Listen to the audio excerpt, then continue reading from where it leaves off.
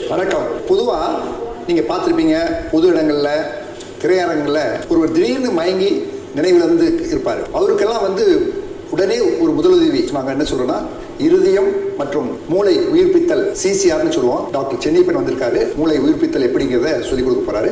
நாம நடந்து போயிட்டு இருக்கும் போதோ அல்லது பொது வெளியில இருக்கும் போதோ திடீர்னு ஒரு நபர், நம்மளுக்கு பக்கத்தில் இருக்க நபரோ, நம்மளுடைய நண்பரோ, நம்மளுடைய உறவினரோ திடீர்னு மயக்கம் போட்டு விழுந்துருவாங்க. திடீர்னு மயக்கம் போட்டு விழுறது எதனால வருதுன்னா, இருதயம் நின்று போறதுனால வருது. அந்த இதயம் பம்ப் பண்ணி ரத்தத்தை மற்ற இடங்களுக்கெல்லாம் அனுப்புனா தான் மற்ற உறுப்புகள்லாம் வேலை செய்யும். இந்த ரத்த ஓட்டம் முக்கியமா குறையிற உறுப்பு மூளை. இந்த மூளை 3 நிமிஷத்துக்கு மேல ரத்த ஓட்டம் இல்லாமையோ அல்லது ஆக்சிஜன் சொல்லக்கூடிய பிராணவாயு இல்லாமையோ இருக்க முடியாது. இதை தடுக்கிறதுக்காக இருதயம் நின்று போன உடனேயே நம்ம இருதயத்தை உயிர்ப்பிக்க வேண்டும். மருத்துவமனையில பண்ணணும், டாக்டர் தான் பண்ணணும் அப்படின்னு நினைப்பீங்க. ஆனா நீங்க பக்கத்துல இருக்கவங்க அடுத்த நொடி நீங்க பண்ணக்கூடிய ஒரு மிகப்பெரிய இதய உயிர்ப்பித்தனால அந்த உயிரை நீங்க காப்பாற்ற முடியும். நம்ம என்ன பண்ண போறோம்னா, மேல இருந்து இருதயத்தை செயற்கையா பம்ப் பண்ண வைக்க போறோம். அந்த ரத்த ஓட்டத்தை மூளைக்கு நம்ம அனுப்ப போறோம். மயக்கப்பட்டு விழுந்தோடனே நம்ம என்ன பண்ணா, ஒரு மயக்கமா இருக்காரான்னு கேட்கணும். நல்லா இருக்கீங்களா, நல்லா இருக்கீங்களா அப்படின்னு கேட்கணும். அவர் மயக்கமா இருந்தாருன்னா அவர் நம்மளுக்கு பதில் சொல்ல மாட்டார். பட்டன்லாம் கழட்டிட்டு இருக்காங்க, சட்டையா கிழிச்சிருங்க. இந்த 2 நிப்பிள்னு சொல்லக்கூடிய இந்த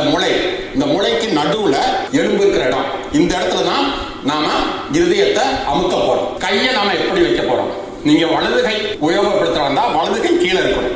வலது கையின் மேட்டு பகுதி இந்த இடத்துல இருக்கும். அதுக்கு மேல இடது கையின் மேட்டு பகுதி இப்படி மூடிக்கணும். இந்த பகுதியில இருந்து தான் உங்களுக்கு அந்த அழுத்தம் வரணும். இருதயத்துக்கு கொடுக்கக்கூடிய அழுத்தம் இந்த இடத்துல தான் வரணும். அடுத்தது 3வது ஸ்டெப், அந்த அமுத்தும் போது சரியான முறையில் அமுத்தணும். அமுத்துறது இந்த மாதிரி அமுத்தும் போது அந்த நெஞ்சு பகுதி 2 இன்ச் உள்ள போகணும். உள்ள போறது மட்டும் பத்தாது, விரியணும். விரிந்து ரத்தத்தை வாங்கணும். ரத்தத்தை வாங்கினதுக்கு அப்புறம் தான் நாம அமுத்தணும். நம்ம அமுத்திட்டே இருந்தோம்னா எதுவுமே இல்லாத இருதயத்தை மட்டும் நம்ம அமுத்திட்டு இருப்போம், உள்ள ரத்தம் வராது. அந்த ரத்தத்தை வாங்குறதுக்காக ஒரு சின்ன இடைவெளி விடணும். அமுத்தணும், மேல கொண்டு வரணும். அமுத்தணும், மேல கொண்டு வரணும். ரத்தத்தை நீங்க அமுத்தி மூளைக்கு அனுப்புறீங்க. 100 தடவை ஒரு நிமிஷத்துக்கு. ஒரு செகண்ட்ல பாதியோ பகுதியோ கூட இந்த அமுத்துறதை நிறுத்தக்கூடாது. நான் 2 நிப்பிளை பார்க்கறேன். முளைய பார்த்து எந்த இடத்துல நான் அமுத்தணும் அப்படின்றத முடிவு பண்றேன். அடுத்து சரியான முறையில் என்னோட கையை வைக்கிறேன். இருதய கையின் மேல் பகுதி, வலது கையின், நீங்க வலது கை காலரா இருந்தா வலது கையா வச்சிருங்க. இந்த இடத்துல வலது கையின் மேல் பகுதியை இந்த இடத்துல வச்சிருங்க. இந்த இடது கையின் மேல் பகுதியை இது மேல வைக்கிறீங்க. 2யுமே மூடிக்கிறீங்க. இப்படி மேல நிக்கணும். அதாவது உங்களுடைய அந்த அழுத்தம் இந்த முட்டில இருந்து வரக்கூடாது, தோல்ல இருந்து வரணும். அதாவது செங்குத்தா வரணும். இப்படி ஓரத்துல இருந்து வரக்கூடாது, செங்குத்தா வர்றது. நான் ஆரம்பிக்கிறேன், பாருங்க. அம்மா கூப்பிடுங்க, படுத்துருவாங்க, எமர்ஜென்சிக்கு போன் பண்ணுங்க. எந்த காரணத்தை கொண்டும் ஒரு நிமிஷத்துக்கு 100 தடவை இந்த நெஞ்ச அமுத்துறதை நிறுத்தவே கூடாது. இருதயத்துக்கான ரத்தத்தையும் மூளைக்கான ரத்தத்தையும் நீங்க அமுத்தி இங்கதான் இருதயம், நீங்க அமுத்துறதுதான் இருதயம். அந்த இருதயத்துல தான் மூளைக்கும் இருதயத்துக்கு ரத்த ஓட்டம் கொடுக்கும். ஸோ எனக்கு டயர்டாயிடுச்சு, இப்போ எனக்கு பண்ண முடியல.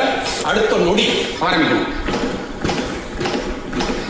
முதல் 6 நிமிஷத்துக்கு, ஒரு நிமிஷத்துக்கு 100 தடவை இந்த நெஞ்சு அமுத்துறதை நிறுத்தவே கூடாது. எப்படி இருக்கீங்க அப்படின்னா கேட்கக்கூடாது.